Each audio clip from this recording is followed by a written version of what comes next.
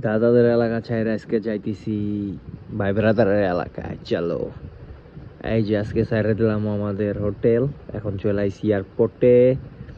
আমি আর ভাইয়া তো এয়ারপোর্ট দিয়ে একটু ঘুরবো, তো দেখতেছিলাম আর খাইতেছিলাম, তো বসে বসে চিন্তা করতেছিলাম কখন যাব।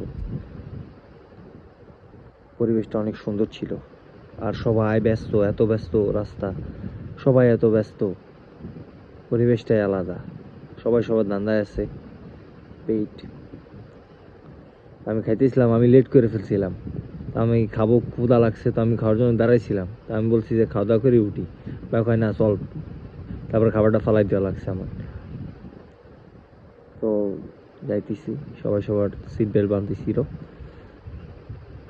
এই যে এয়ারপোর্টটা এত সুন্দর, চারিপাশে পাহাড়, মাঝখানে এয়ারপোর্ট, শ্রীনগর এয়ারপোর্ট। চোখ দিয়ে দেখলে আরো বেশি ভালো লাগবে। এই যে চলো, বেরোনোর পরে আর হদিস নাই, সবাই বেরোয় কই যে যাইতেছে জানি না বিষয়টা কই যাবে।